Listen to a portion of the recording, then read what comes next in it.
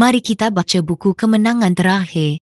Tulisan pena inspirasi dari Nyonya Ellen Goldwhite. Buku ini tersedia dalam lebih daripada 80 bahasa. Bahagian kata pengantar buku ini menyatakan bahawa buku yang anda pegang ini akan mengubah kehidupan anda. Ia telah mengubah kehidupan saya dan ia telah mengubah kehidupan berjuta-juta orang di seluruh dunia, meluaskan pemahaman mereka dan membuka minda mereka kepada alam rohani yang jarang difahami. Dari mana datangnya umat manusia? Ke mana arah tuju mereka? Mengapa terdapat begitu banyak penderitaan di dunia? Adakah kehidupan selepas kematian? Ini hanyalah beberapa soalan besar yang anda akan menemui jawapannya apabila anda membaca ilham yang menakjubkan dalam buku ini. Diterjemah kepada lebih daripada 80 bahasa, ia menyimpan sejarah dunia dari asal-usulnya, tetapi buku ini bukan sekadar buku sejarah. Ia membawa pembaca melalui zaman lalu, hingga ke masa kini dan ke masa hadapan yang dinubuat, membuka tirai untuk mendedahkan kontroversi besar yang telah wujud selama beribu-ribu tahun antara yang baik dan yang jahat, antara yang benar dan yang salah, antara Kristus dan syaitan. Terdapat pertempuran kosmik yang sangat nyata, perang di angkasa yang mana kebanyakan orang tidak sedar. Dunia kita adalah pentas, dan planet kita dengan cepat berputar ke penamat yang klimaks di mana setiap manusia mempunyai peranan untuk dimainkan dan di mana tidak ada seorang pun penonton. Ia adalah pertempuran untuk minda dan hati umat manusia, dan setiap orang perlu memutuskan di bawah panji untuk siapa mereka akan berdiri, dan siapa yang sebenarnya benar. Baiklah, mari kita lanjut ke bahagian pendahuluan dari buku ini. Sebelum dosa masuk ke dunia ini, Adam menikmati satu persekutuan terbuka dengan penciptanya. Tetapi sejak manusia memisahkan dirinya dari Tuhan kerana pelanggaran, umat manusia telah kehilangan keistimewaan agung ini. Namun, melalui rencana penebusan, satu jalan telah dibuka kepada para penghuni bumi, dengan demikian mereka masih mempunyai hubungan dengan syurga. Tuhan telah berkomunikasi dengan manusia melalui Roh Kudus-Nya dan terang ilahi telah diberikan kepada dunia ini melalui wahyu kepada hamba-hamba pilihan-Nya. Disuarakan oleh orang ketika digerakkan oleh Roh Kudus untuk menyampaikan kata-kata daripada Allah. 2 Petrus 1 ayat 21.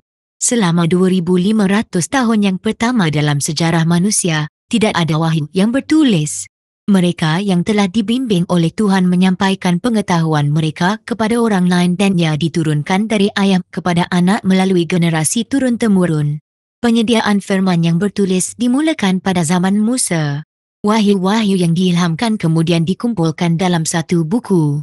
Pekerjaan ini berterusan selama 1600 tahun lamanya dari Musa, seorang ahli sejarah penciptaan dan hukum, sehinggalah Yohanes, seorang pencatat kebenaran-kebenaran Injil paling agung. Alkitab menunjukkan Tuhan sebagai pengarangnya, namun ia ditulis oleh tangan-tangan manusia. Dalam pelbagai gaya penulisan buku-bukunya, ia menyatakan ciri-ciri beberapa penulisnya. Kebenaran-kebenaran yang dinyatakan semuanya diilhamkan oleh Allah. 2 Timotius 3 ayat 16, namun ia diungkapkan dalam bahasa-bahasa manusia. Tuhan yang tidak terhingga telah memancarkan terang ke dalam fikiran dan hati hamba-hambanya melalui Roh Kudus-Nya. Dia telah memberikan pelbagai mimpi dan penglihatan, pelbagai lambang dan bilangan, dan mereka yang terdedah kepada kebenaran itu telah mengumpulkan fikiran-fikiran tersebut dalam bahasa manusia. 10 hukum itu telah diucapkan oleh Tuhan sendiri dan telah dituliskan oleh tangannya sendiri. 10 hukum itu adalah tulisan ilahi dan bukan karangan manusia. Tetapi Alkitab, dengan kebenaran yang diberikan Tuhan yang disampaikan dalam bahasa manusia, menunjukkan satu kesatuan mengenai ilahi dan manusia. Kesatuan seperti itu wujud dalam sifat Kristus, iaitu anak Tuhan dan manusia. Oleh itu, ianya benar mengenai Alkitab, seperti mengenai Kristus, bahawa firman itu menjadi manusia dan hidup dalam kalangan kita. Yohanes 1 ayat 14. Ditulis pada zaman yang berlainan, oleh orang-orang yang pelbagai status, pangkat, pekerjaan, kebolehan mental dan rohani. Buku-buku dalam Alkitab dinyatakan dalam satu gaya penulisan yang berbeza-beza dalam satu kepelbagaian sifat mengenai subjek-subjek yang didedahkan.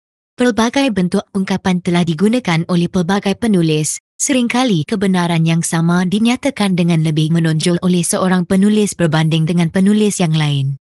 Sementara beberapa penulis menyatakan satu subjek di bawah pelbagai aspek dan hubungan, pembaca yang dangkal, cuai atau prejudis akan melihatnya bercanggah atau bertentangan. Namun pembaca atau pelajar yang teliti dan rendah hati dapat melihat dengan lebih jelas dan menilai keharmoniannya yang tersembunyi.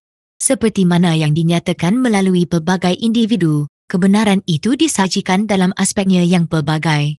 Seorang penulis akan lebih menekankan satu fasa mengenai subjek tersebut. Dia memahami perkara-perkara yang harmoni dengan pengalamannya atau dengan daya persepsi dan penghargaannya, manakala yang lain menangkap fasa yang lain. Dan setiap orang, di bawah bimbingan Roh Kudus, menyatakan apa yang amat memberikan kesan kepada mindanya sendiri. Satu aspek kebenaran yang berbeza bagi setiap orang, tetapi satu keharmonian yang sempurna kepada semua orang.